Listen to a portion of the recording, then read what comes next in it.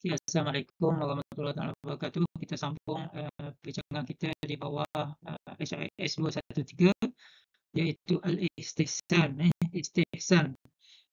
Istihsan bermaksud menganggap sesuatu itu baik. Ada syai' wa i'tiqadihi hasanah, iaitu kita menganggap sesuatu itu baik. Menganggap sesuatu itu baik dalam konteks istihsan adalah sesuatu yang dianggap itu pada asalnya tidak nampak baik. Itu konsep dia. Bukan benda itu dah baik, tidak.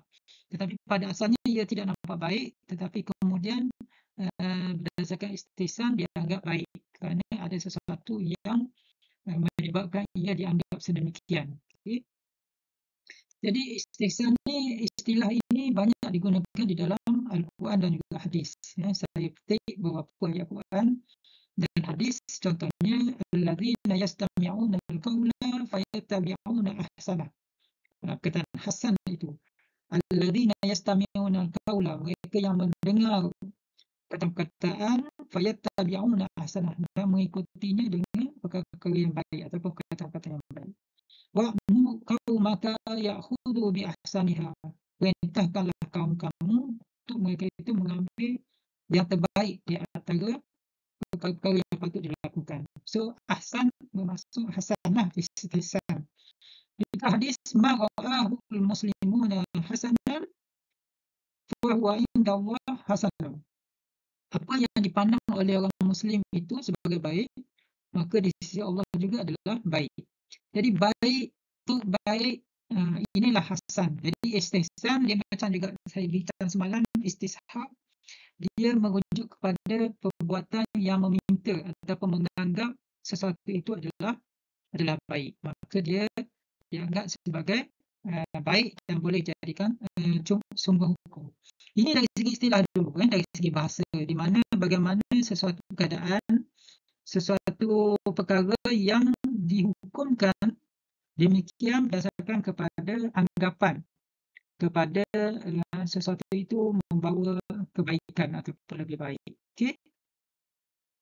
Okey, contoh keadaan. Keadaannya apabila seseorang mujtahid ni adalah orang ahli fiqh lah. Apabila seseorang mujtahid menghadapi satu kes yang mempunyai dua qiyas yang bertentangan.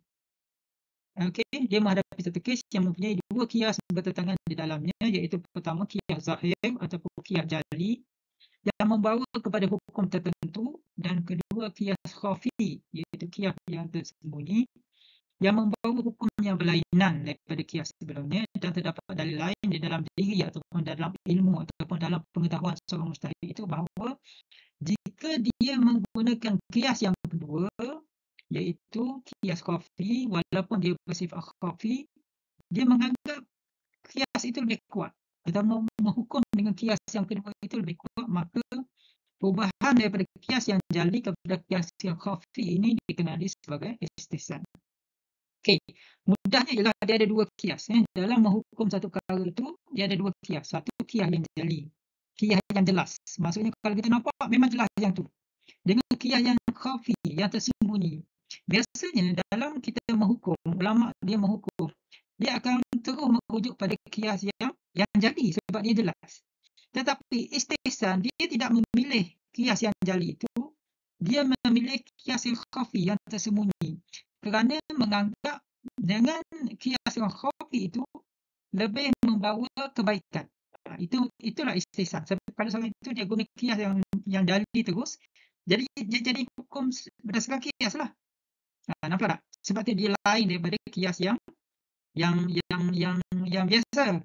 Dia adalah istihsan. Ataupun dia ada dua kaedah, iaitu di antara kaedah umum dengan kaedah yang juz'i. Kaedah umum ni kaedah kulli, dan mujtahid mempunyai dalil lain yang pada pandangan dia ada pengecualian, ada juz'i ataupun kaedah yang tertentu yang dia rasa ini lebih dipilih, maka itulah dia juga dipanggil istihsan.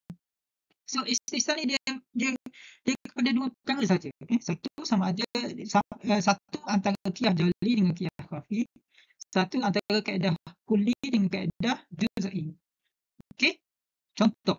Kena tengok contoh. Tapi anda kena ingat kat sini Antara qiyas jali dengan qiyas khafi, dia pilih yang khafi.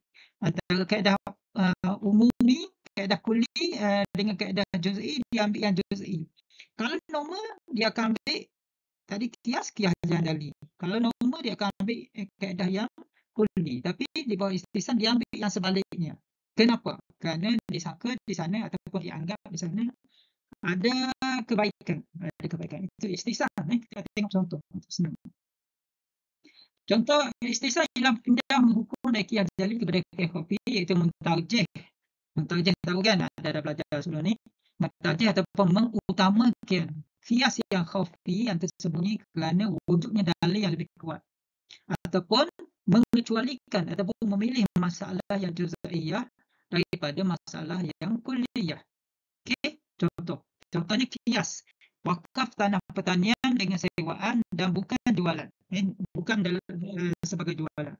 Okey, dalam qiyas tanah pertanian, dia ada dua item ataupun dua elemen ataupun dua perspektif yang seseorang mustahik akan lihat. Pertama adalah, adakah kita nak mengkiaskan sebuah tanah wakaf pertanian ni, nak mengkiaskan wakaf tanah pertanian ni, kita nak kiaskan dia dengan kita nak kiaskan dia dengan jual beli ke dengan sewaan. Kalau ikut kaedahnya, jual beli lebih jelas. Jual beli lebih jelas sebab apabila seorang itu berwakaf, kan, apabila seorang itu dia tanah dia nak wakaf. Dia nak wakaf nak jadikan tanah pertanian. Konsep wakaf itu menyebabkan berlaku pindah milik daripada milik dia kepada milik Allah sebab dia wakaf, kan. Okey? Itu yang jelas. Yang tidak jelasnya, apabila seorang dia mewakafkan tanah dia untuk tanah pertanian, sebenarnya konsep wakaf dia tidak memberi pindah milik kepada individu, tapi dia memberi pindah milik kepada Allah, di mana manfaat wakaf itu sebenarnya yang lebih diutamakan. Jadi dalam kes ini, ulama mengatakan bahawa wakaf tanah pertanian adalah dikiaskan kepada sewaan lebih dekat berbanding dengan jual beli, sebab sesuatu wakaf tanah pertanian manfaat saja yang boleh diambil, sepertilah sewaan. Bila kita sewa satu tanah atau kita sewa satu kenderaan, kita tidak memiliki aset ataupun zat itu, tapi kita memiliki manfaat dia, ya, manfaat dia. Okey, begitu juga dalam memilih kaedah juz'i daripada memilih kaedah kulli. Contoh nombor 2. Kalau ikut kaedah kulli, kaedah umum, seseorang yang bodoh, safih ni bodoh, mengharuskan orang yang safih melakukan wasiat. Seseorang yang bodoh, seorang yang safih ataupun seorang bodoh, dia tidak boleh melakukan wasiat. Kerana sebab dia bodoh. Kalau kita katakan, kalau kaedah kulli kita, orang yang bodoh dia nak bertransaksi harta. Mesti kita kata, mana boleh orang bodoh nak transaksi harta, sebab bukan rugi harta dia, mungkin dia akan bagi harta dia begitu saja ke orang lain. Kalau dia nak wasiat pun, mungkin dia akan wasiat semua harta dia sampai tak ada pun untuk dia, untuk bagi dia dan sebagainya. Jadi di situ akan ada keburukan ataupun mudarat kepada pemilik harta. Tetapi kaedah kulli ini tidak dipakai kepada orang safih jika dia wasiat. Kenapa? Kerana wasiat itu hanya berkuasa selepas mati. Jadi kalau orang bodoh, walaupun dia mewasiatkan sebahagian besar harta dia, dia tidak ada efek pada dia sebab dia wasiat ni hanya berkuasa selepas mati. Dia bukan hibah, dia bukan hadiah, kan. Kalau kita hadiah, dia ambillah harta saya, habis tiba-tiba dia tak ada, kan. Tapi kalau wasiat ni, dia masih hak dia tetap hilang sehinggalah dia itu mati. Jadi berdasarkan hal ini, ulama memilih istihsan, berdasarkan istihsan, ulama membenarkan seorang safih untuk mewasiatkan hartanya kerana memandang bahawa dengan cara wasiat itu dia dapat mengagihkan harta kepada orang yang dia kendaki, pada masa sama dia tidak menjejaskan hak dia. Dia tidak menjejaskan hak dia untuk memberi hartanya kepada orang lain. Itu maksud dia. Okey, boleh nampak, nah? Okey, misal pertama yang tadi yang saya kiaskan, yang saya beri contoh ialah wakaf tanah pertanian. Wakaf tanah pertanian di bawah istihsan dia adalah berdasarkan kepada kias kepada sewaan, bukan kias kepada jual beli. Sebab macam saya katalah, kalau seorang itu nak wakaf, dia seolah-olah lebih dekat dengan jual beli, kerana jual beli ini pindah milik harta. So wakaf pindah milik harta. Sebab itu saya kata tadi dia jelas, kerana kedua-duanya menyebabkan pindah milik harta, dan kesan kias ini hak irtifak tidak terkena pada tanah wakaf sebagaimana jual beli. Bagaimanapun, hak irtifak ni ialah hak sampingan. Hak sampingan. Contohnya hak irtifak ialah hak lalu. Kan? Kita tahu kan, kadang ada tanah orang kita lalu. Sebab tanah dia menghubungkan dengan tanah kita. So dia panggil hak laluan. Ataupun dalam bahasa Inggeris dia sebut easement. Hak laluan. Ataupun hak air. Hak pengaliran air kan. Kadang-kadang kalau orang buat sawah, tanah orang tu dilalukan air untuk sampai ke tanah sawah orang lain. Ini hak irtifak. Hak irtifak kalau ikut kaedahnya ialah tidak terkena pada tanah wakaf sebagaimana jual beli. So berdasarkan itu kias dengan jual beli tidak berapa tepat.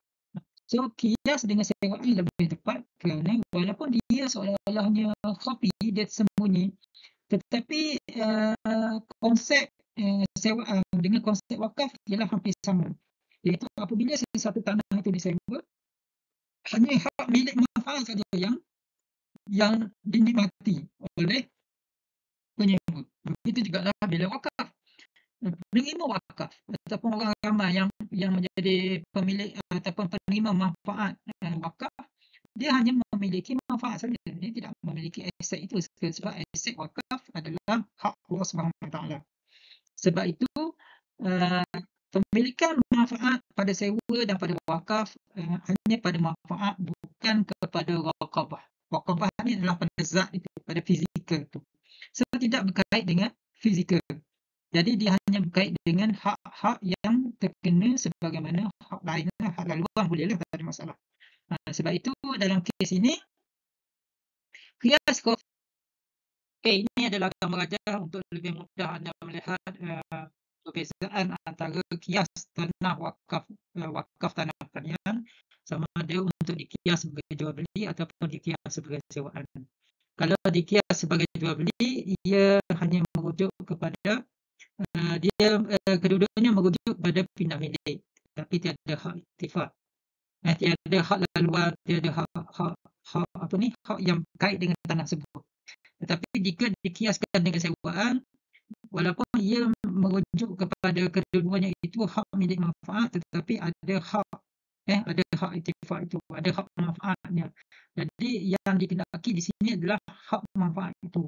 Dan itu yang lebih dimaksudkan kepada wakaf tanah. Sebab itulah istihsannya adalah kias wakaf tanah pertanian adalah dikiaskan dengan sewaan, di mana seseorang boleh mengambil manfaat ke atas tanah wakaf pertanian sebagaimana manfaat diambil ke atas sewaan. Sebab kalau dikiaskan kepada pindah milik, tidak, sebab ia pindah milik kepada hak Allah SWT. So dia ada beza. Okey, di situ. Okey, kemudian masalah yang kedua yang tentang masalah kuli dengan juz'i tadi. Sebab saya kata tadi, anda kena ingat dalam wakaf ni dia ada dua saja. Dalam istihsan ni dia ada dua saja, sama ada daripada kias khafi kepada kias jali, ataupun mengutamakan kias khafi daripada kias jali, ataupun mengutamakan kaedah juz'i daripada kaedah kuli. Macam orang bodoh lah, orang mahjub safih ni. Seorang yang safih kalau ikut hukum dia, sebab dia bodoh, dia akan dihalang. Halang ni maksudnya mahjub lah, orang yang dihalang, orang yang ditegah daripada melakukan sesuatu wasiat ataupun transaksi kehartaan. Itu dari segi kaedah dia lah, kaedah umum dia, kaedah kuli dia. So dia tidak harus. Tetapi berdasarkan istihsan dia diharuskan. Kerana macam saya kata tadi, dia hanya berbuat puasa selepas kematian. Nampak tak bagaimana kaedah istihsan ni ataupun sumber hukum istihsan ni, dia memilih kias yang khafi ataupun dia memilih kaedah yang juz'i berbanding dengan kias yang jali ataupun berbanding dengan kerana di sana ada persamaan ataupun ada manfaat lain ataupun ada kebaikan lain yang dilihat, dipilih di situ. Itu yang menjadi kata kunci lah kepada istihsan. Okey, saya harap anda boleh nampak dari segi keutamaan ataupun kebaikan yang tersembunyi di situ. Okey, istihsan, jenis-jenis dan bentuk istihsan. Istihsan ni ada beberapa jenis. Pertama, istihsan dengan nas, iaitu istihsan yang dihukumkan berdasarkan kepada nas yang ada dalam Al-Quran ataupun Sunnah. Iaitu nas syarak telah mempunyai hukum khusus berhubung perkara juz'iyah, walaupun berlawanan dengan hukum dalam kaedah umum kuliah. Macam saya kata biasalah, istihsan dalam kes kaedah kuliah dan kaedah juz'i, dia kita utamakan juz'i walaupun di sana ada hukum kuli yang kalau ikut kaedah umumnya kita akan pegang kuli, tapi tidak. Contohnya dalam Al-Quran tidak harus wasiat kerana memberi milik selepas kematian masa hilang kuasa pemilikan, tapi ada firman Allah min ba'di wasiyatin yusi biha aw dain. Okey, kalau kaedah kuli dia, kaedah umum dia, wasiat ni tak perlu, tak apa. Kenapa? Kerana kalau ikut kaedah kulinya, seseorang yang mati, dia tetap akan mati dan hartanya akan berpindah milik ke orang, kan? So, kenapa nak wasiat lagi? Hang mesti akan matinya, kan? Itu kaedah kuli. Tapi kaedah juz'inya dibenarkan wasiat kerana ada firman Allah yang sebaliknya kepada kaedah kuli yang dari segi pemikiran kita tadi. Ada Allah ada nas lain yang kata memang wasiat, di mana harta itu dibagi selepas daripada wasiat yang diwasiatkan dengannya ataupun hutang. Jadi kaedah kuli, kaedah umum yang kata, tapi anda mungkin tanya siapa kata? Itu adalah kaedah kuli. Maksudnya kaedah yang secara umumnya orang akan fikir kenapa nak bagi wasiat? Hang dah nak mati, kan? Itu kaedah kuli. Maksudnya ataupun bagi apa? Pemikiran umum. Tetapi di sana ada sesuatu yang membataskan ataupun sesuatu yang membenarkan ia berlaku kerana ada nas yang benar. Walaupun seorang itu nak mati, dia masih boleh wasiat sebab dia boleh tentukan siapa yang akan terima hartanya. So berdasarkan istihsan, inilah kita panggil istihsan dengan nas. Sebab dari segi logiknya, kenapa nak bagi harta tapi ada nas yang kata boleh bagi harta. Tak bagi tak apa, tapi nak bagi boleh dibenarkan. Begitu juga dengan nas daripada hadis. Kaedah umum yang membatalkan jual sesuatu barang yang tiada. Maksudnya, kalau kaedah umum dalam jual beli, mestilah sesuatu yang nak dijual itu ada, kan? Kalau contoh kita nak beli baju raya, baju tu mesti ada. Dia tak boleh tak ada. Kalau kita nak pergi kedai, saya nak beli kuih, makcik kata kuih tak ada, tapi nak beli juga. Kan pelik pula, kan, beli satu yang tak ada. Tapi ada nas yang benarkan membeli sesuatu yang tiada, baik makdum ni yang tak ada. Iaitu jual beli secara bertempah, kan? Kalau kita nak beli barang, contoh anda nak beli baju, kadang kalau kita tempah ni kita bawa kain saja, kan? Kita bawa kain, baju tak siap lagi, kita dah bayar. Kita pergi kedai kek, kita kata saya nak kek macam ni, 7 tingkat, 8 tingkat, ada vanilla, ada icing, ada macam-macam lah, letak coklat, letak strawberry dan sebagainya. Kek tu dah ada belum? Belum. Tapi kita nak beli dah. Dipanggil kaedah jual beli secara bertempah, kan? Fal yuslif fal yusif fi kalli maklum wa wazni maklum ila ajali maklum. Dalam jual beli secara bertempah ini, baik Wasallam ni, dia hendaklah menentukan fi kailin maklum, timbangan yang tertentu, wa waznin maklum, berat yang tertentu, ila ajalin maklum, dalam tempoh yang tertentu. Maksudnya kita boleh jual beli bertempah, jual beli sesuatu yang tak ada. Jual beli bertempah ni jual beli sesuatu yang tak ada lah. Dibenarkan berdasarkan nas, ada hadis yang membenarkan. Jika sesiapa yang ingin membeli sesuatu barangan yang belum ada, dia boleh beli dengan syarat dia tentukan saiz, berat, lebar, panjang, bentuk dan sebagainya. Ini dipanggil istihsan dengan nas. Walaupun kaedah umum kata Mana boleh beli, mana tak ada. Tapi dibenarkan. Okey. Seterusnya, puasa bagi mereka yang makan minum kerana lupa, kerana masih sah walaupun tidak lagi imsak dan makan minum. Okey. Dari segi kaedah kulinya, ini contoh lagi kepada kaedah kuli berdasarkan nas, ialah ikut kaedah kuli, siapa yang makan apabila berpuasa, maka batal puasa dia. Tak. Sesiapa saja yang makan, kira dia tu sengaja atau tak sengaja. Jadi dalam hadis telah mengecualikan mereka yang makan kerana lupa. Man akala au syariba nasiyan, siapa yang makan atau minum pada bulan puasa secara nasiyan, secara lupa, fala yuftir, dia tidak dianggap berbuka. Fa innama huwa rizqun, tetapi yang dia makan itu adalah rizqun, rezeki dia. Razaqahullah, yang Allah bagikan rezeki pada dia. Maksudnya, seseorang yang bukan berbuka puasa, dia makan dan minum ketika berpuasa dalam keadaan dia lapar. Dalam keadaan dia lupa. Maka tak batal puasa dia sekalipun dia telah makan dan minum di siang hari pada bulan Ramadan. Kalau ikut kaedah kuli dia, kaedah umum dia, batal lah puasa. Mana boleh makan dan puasa kan di siang hari. Tapi kerana dia lupa dan ada nas yang kata makan minum kalau lupa tak batal puasa, maka secara istihsannya ini adalah tidak batal puasa. Nabi istihsan. Kena nampak contoh baru mungkin anda nampak jelas. Sebenarnya contoh lain adalah harus khiyar syarat kerana ada hadis yang membenarkan sehingga 3 hari. Al-bay'an bil khiyar ma lam yatafarraqa. Khiyar syarat ini adalah khiyar ataupun hak pilihan. Khiyar ini adalah hak pilihan bagi seorang yang melakukan jual beli atau penjual dan pembeli, yang mana dalam jual beli itu diletakkan syarat.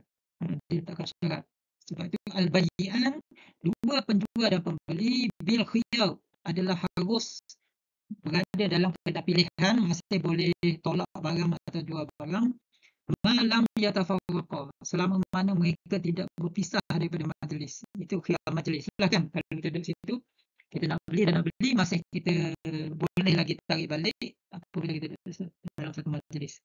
Tapi bagi khiyar syarat, seseorang itu diberi tempoh sehingga 7 hari.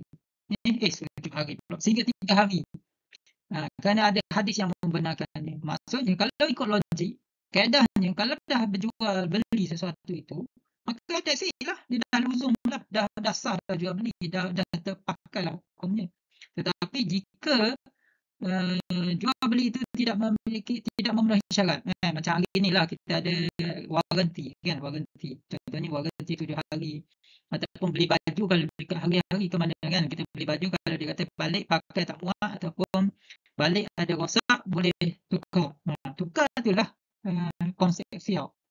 Konsep khiyar. Padahal kalau jual beli, mana boleh, dah jual dah beli dah, mana boleh tukar. So boleh lagi tukar ataupun batalkan. Tapi hari ini banyakkan yang kedai itu dia tukar lah. Tapi kalau ikut kaedahnya dia boleh sehingga tolak balik lah. Kerana ada nas yang kata boleh khiyar. Okay, nampak tak? Dari segi istihsan berdasarkan nas. Okay, kemudian istihsan berdasarkan ijma'. Iaitu istihsan dibenarkan kerana di sana ada ijma'. Contoh akad istisna. Akad istisna ni macam akad jual beli salam juga, ditempah juga. Cuma istisna ni dia lebih besar. Iaitu jual beli, istisna adalah jual mohon dilakukan sesuatu yang mengadakan sesuatu yang lebih besar. Dia sama seperti jual salam dalam konteks yang sama, iaitu jual beli bagi benda yang tiada, barang yang tak ada. Macam saya kata tadi lah, kalau ikut kaedah asal, mana boleh jual beli sesuatu yang tak ada. Tapi oleh kerana ada ijma' yang mengatakan jual beli istisna ini dibenarkan dengan syarat adanya penentuan saiz, berat dan sebagainya, maka secara langsung jual beli sesuatu yang makdum itu, sesuatu yang ada itu adalah harus berdasarkan kepada istihsan daripada ijma' kepada hukum istisna. Okey, nampak? Sebenarnya istihsan dengan huruf ataupun adat, iaitu bayaran dikenakan sebelum masa tandas adalah harus, walaupun tidak diketahui kadar air yang digunakan, tempoh berada di dalamnya lama mana, Kerana uruf masyarakat sekalipun berlawanan dengan qiyas dalam akad ijarah. Okey. Kaedahnya macam ni. Kalau kaedah asal, apabila kita mahu masuk tandas, kita patutnya dah tentu dah. Saya nak guna air 2 baldi. Kan? Sebab dalam Islam ni dia mesti fix. Macam kita beli jual belilah. Tidak dia jadi riba dan sebagainya kan. Dia mesti fix. Kalau tidak dia jadi gharar. Yang tidak pasti, tidak tentu. So kalau nak duduk masuk tandas, dia tanya, berapa lama masa ni? Setengah jam ke? So tidak. Tapi uruf kata, seseorang yang masuk buang air kecil atau buang air besar, dia tak akan masuk lama. Dia akan masuk 3-4 minit, 5 minit, paling lama pun 15 minit kalau dia termenung lama tu kan. Tapi dia tetap menggunakan air dalam kadar yang sepatutnya dan sebagainya. Contohnya dia dikenakan charge, contohnya masuk tandas 50%. Tak. Jadi kos itu, walaupun dari segi kaedah umumnya, dia tidak tentu. Kan dia macam gharar, ada unsur gharar, tetapi diharuskan kerana ada adat yang mengatakan orang yang masuk tandas akan buang air, hanya begitu saja kos yang dia akan ambil. Kan macam kadang tandas dia kata okey nak buang air 30%, mandi 50%. Sebab adatnya mandi banyak sikit air. Nampak tak cara istisam berkuasa. Dan contoh seterusnya ialah harus wakaf mankul berdasarkan uruf yang sekalipun tidak melibatkan harta iqab ataupun harta yang ghair mankul dan terdedah kepada rosak atau tahan lama. Contohnya dalam kaedah umum untuk harta wakaf, salah satu syarat wakaf adalah harta itu mesti permanen, dia mesti tak rosak. Biasanya ialah tanah. Sebab tu biasa kalau dalam wakaf ni kita tengok wakaf tanah kubur, wakaf tapak masjid, kan, sebab dia tak rosak. So tiba-tiba ada orang nak wakaf van jenazah sebagai contoh. Ada orang nak wakaf penyapu, kan, wakaf selipar di masjid contoh. Wakaf ni kalau kira mangkul lah, mangkul ni maksudnya harta alih yang mudah diubah, digerak-gerak, dipindah-pindah. Mangkul dia berbeza dengan iqab. Iqab ni harta yang tak alih, macam tanah. So sebab itu ada pandangan ulama mengatakan wakaf mangkul tidak dibenarkan.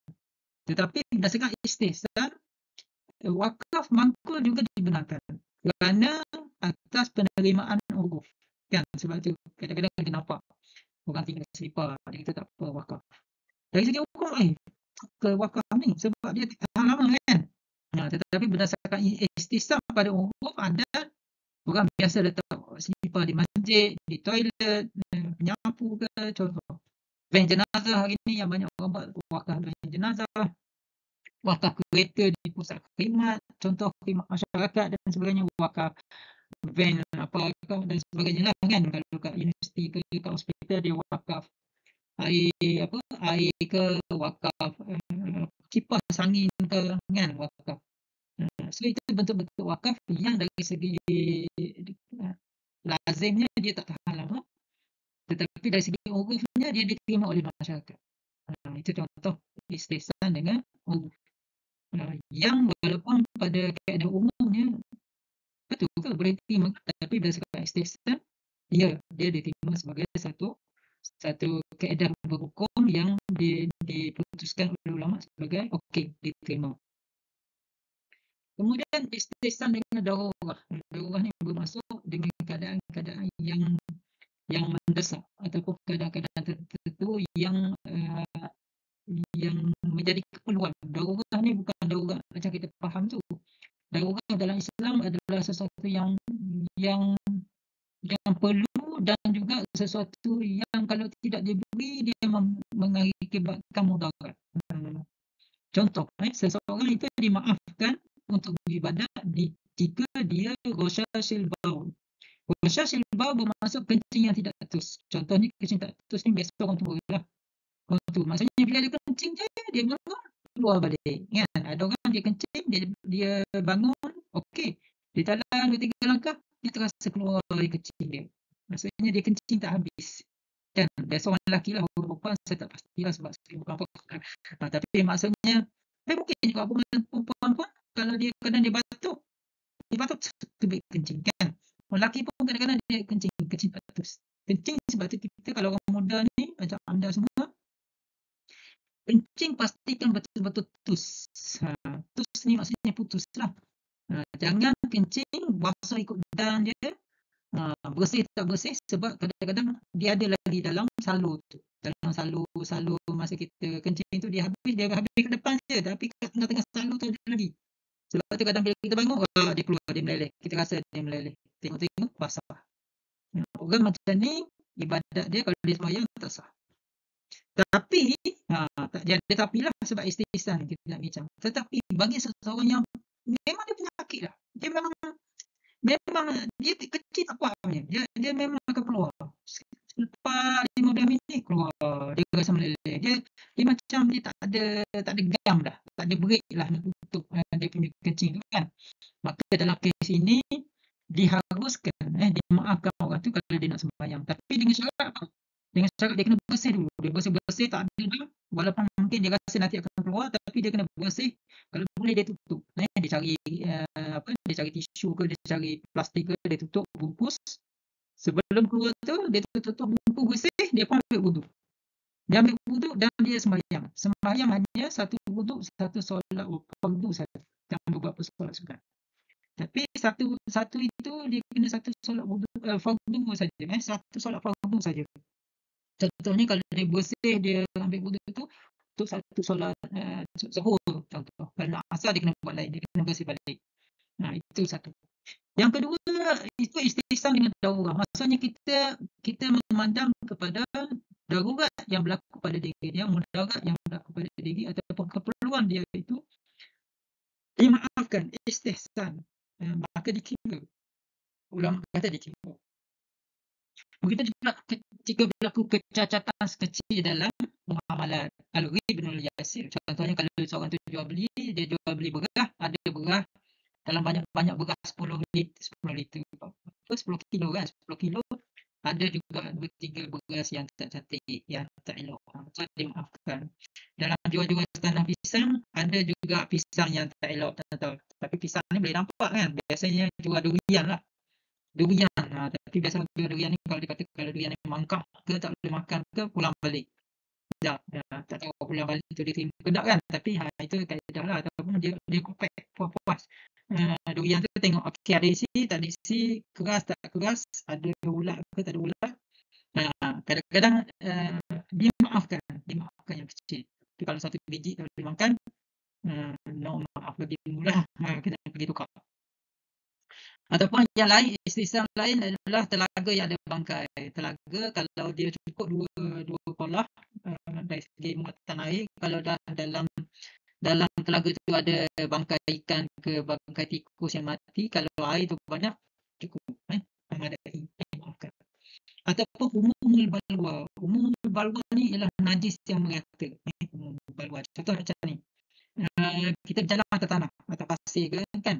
Pasir tu dia mengandungi kadang-kadang macam-macam kan. Kalau kita jalan di jalan raya kan, pasir yang bertebaran tu mungkin di situ ada najis kucing, ada air kencing orang tu, ada air ludah orang, ataupun najis kencing, najis kucing, najis anjing yang dia halu-halu dah beberapa hari dah. Tapi kena kaki kita, mungkin debu-debu tu kena seluar kita kan, kita sembahyang, dimaafkan. Dengan syarat dia tidak jelas lah. Membaluan ni sesuatu yang tidak jelas. Macam juga contoh anda naik bas.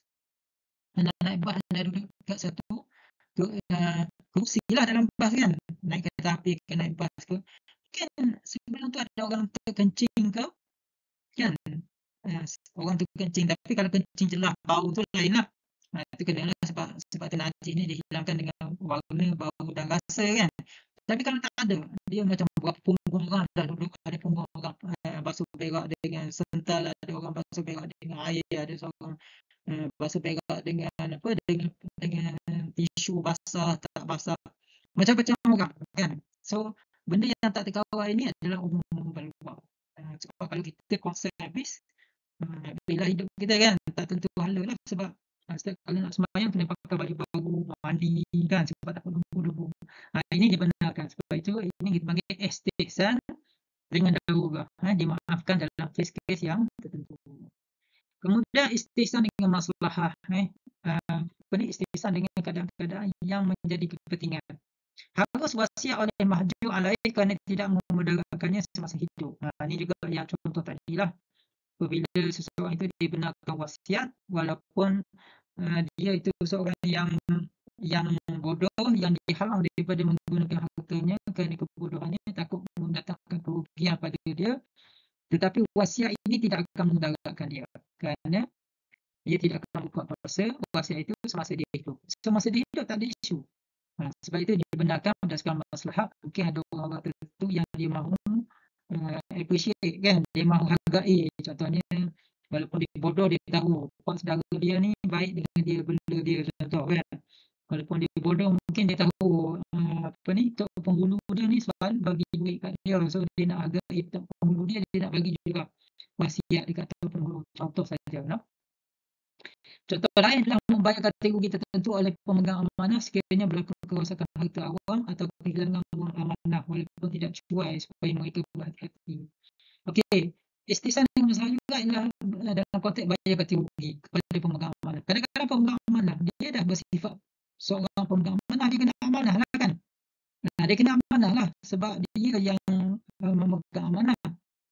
Jadi sepatutnya dalam kecuaian dia sebenarnya dia tidak memikul apa-apa sebab kita hanya minta tolong dia. Tapi untuk menjamin daripada harta itu dipersiakan ataupun mereka tidak berhati-hati, maka mereka dihendaki bayar ganti rugi. Kaedah umumnya kalau kita kata seorang pemegang amanah dia tidak memikul apa-apa tanggungjawab sebab dia ni hanya diminta tolong. Tapi untuk pastikan tu istihsan dengan maslahat, pastikan dia tidak cuai. Tapi dalam konteks biasa sebenarnya mereka tidak menanggung apa-apa tanggungan. Tapi dalam keadaan mereka yang sangat jelas cuai, maka mereka boleh diminta untuk bayar ganti rugi berdasarkan istihsan. Lagi keadaan lain adalah contoh lain adalah harus melihat aurat ketika mengubat. Dan bagi doktor lah, doktor sakit puan, doktor sambut bayi kan, doktor rawat kanser ke contoh, nak tengok ada kanser payudara contoh kan. Doktor pula lelaki. Kadang-kadang banyak kita tengok kat hospital doktor kanser ni doktor lelaki, doktor sambut bayi doktor lelaki. Macam mana? Nak bersalin ke tak nak bersalin? Doktor tak boleh tengok remote dia jauh. Okey. Tak boleh kan, dia kena duduk. Tapi dalam kes ni dia harus untuk melihat berdasarkan maslahat, berdasarkan istihsan kerana ada kebaikan. Mungkin walaupun dia lelaki dia lebih berpengetahuan berbanding wanita yang bukan doktor yang akan menyambutnya. Itu keadaan dia. Tapi sekadarnya lah, keharusan dia melihat aurat tu sekadarnya. Janganlah kerana nak bersalin, buka semua. Contoh kan, tak boleh lah. Sakit dekat payudara kanan, dia suruh pegel satu badan. Tak boleh lah. Salah. Itu salah kerana melampaui. So berdasarkan tempat tertentu saja, keadaan tertentu saja. Okey, jamak maghrib dan isyak kerana hujan. Kalau ikut istihsan pada asalnya jamak ni hanya untuk orang yang ada kerja atau orang musafir lah, ataupun orang yang berada dalam perjalanan. Tapi untuk jamak ni sebenarnya diharuskan juga untuk sebab-sebab lain. Contoh hujan, takut nanti air naik, tak sempat buat apa, so supaya siap-siap. Contoh kan, sebab tu ada juga boleh jamak maghrib kalau terlalu sibuk, kerana takut nanti terlupa, ataupun masa yang masuk asar nanti contohnya, ataupun masa isyak, masa tu mungkin dia dalam keadaan yang mungkin tak sempat nak solat kerana kesibukan dan sebagainya, macam doktor melakukan pembedahan. So berdasarkan istihsan, doktor yang mungkin melakukan pembedahan selama 7 jam melibatkan daripada pukul 6 petang kira-kira sampai pukul 12 malam baru siap. So asar maghrib takkanlah tengah-tengah bedah, okey korang teruskan saya nak pergi sembahyang maghrib. Takkanlah kan, mungkin masa dia tinggal tu berlaku pendarahan ke kan, dia sebab bedah ni dia bukan macam buat pendam kan, boleh tinggal sat, okey rehat sat, semua rehat, tutup mesin kejap, tak boleh kan, dia sentiasa. Sebab itulah berdasarkan istihsan kepada maslahat, maka dibenarkan seseorang untuk berhukum sedemikian. Kemudian istihsan dengan kias khafi yang tadilah contoh mengeluarkan tanah pertanian, saya dah ulang banyak kali dah.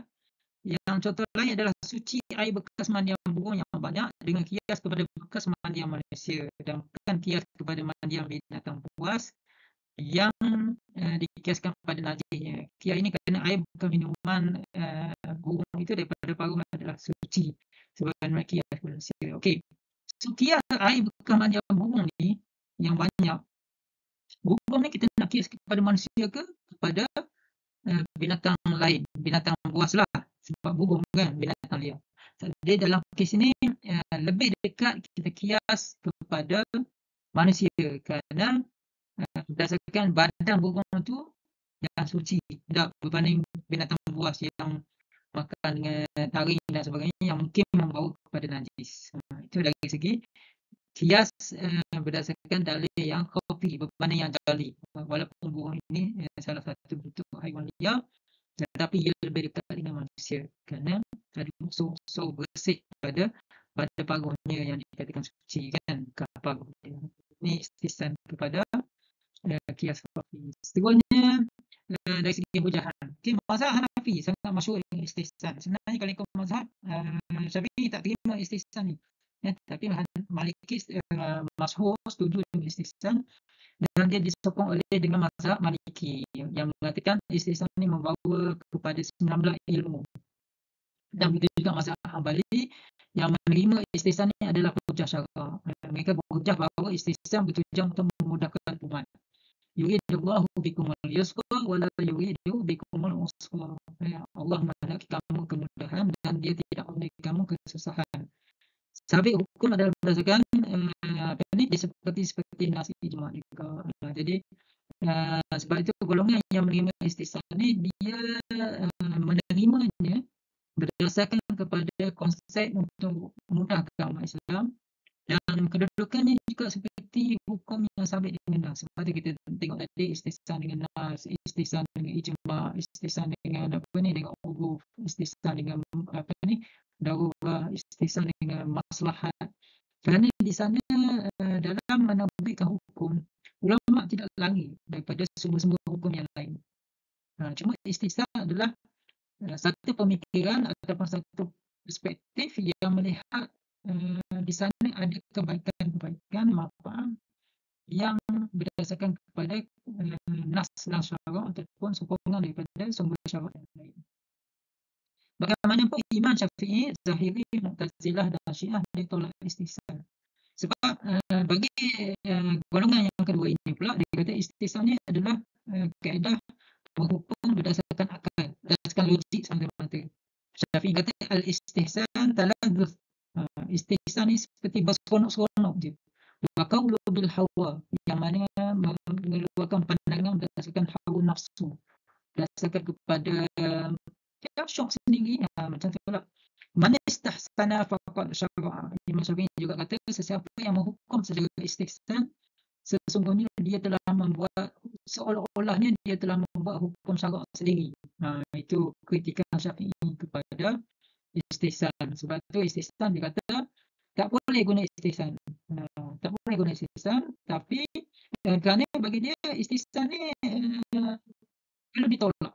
Kerana kita mesti nak hukum, kita hukum dengan nas. Kalau nas tu ada, kena pegang nas. Jangan menolak nas.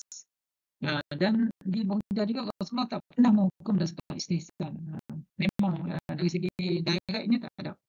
Dan asal istihsan ni adalah akal. Sebab itu pandangan mazhab Syafi'i dia tolak istihsan. Dia tolak istihsan. Tapi walaupun dia tolak istihsan, Anda lihat dalam dapatan-dapatan hukum yang kita bincang sebelum ni, hukum yang sama sebenarnya dibenarkan. Keadaan yang sama lah dibenarkan. Tapi tidak dikatakan istihsan, dikatakan ini huruf. Contohnya masuk tandas. Bayar 20 sen, masuk tandas. Dia tak kata istihsan, dia akan kata ini adalah huruf. Maksudnya, perkara sama yang dibincang oleh ulama, dia dibenarkan. Hukum tu benar, boleh. Contohnya, orang yang bodoh melakukan wasiat, boleh. Tapi dia tak kata istihsan. Dia kata, okey, ini adalah huruf. Contohnya, ini adalah nas yang kata boleh boleh wasiat. Ini adalah maslahat. Itu. Nampak tak? Nanti anda lihat contoh, anda akan nampak lebih jelas lah. Jadi hakikatnya perselisihan dan istisna ni adalah perselisihan dari sudut lafaz saja sebenarnya. Dari sudut istisna ke, uruh ke, maslahat ke, kan yang anda dah belajar. Istisna, uruh, maslahat, apa lagi? Hadis ke, Al-Quran ke, itu saja. Kan? Tapi dari segi contohnya, dia benda yang sama saja. Contohnya kalau kita kata hukum apa tadi? Hukum masuk tandas. Sama saja kan. Hukum wasiat kepada ni sama saja dari segi hukum. Okey. Nampak? Saya rasa anda boleh jelas. Kalau tak jelas nanti tanya dalam kuliah. Okey, saya akhiri dengan Assalamualaikum warahmatullahi taala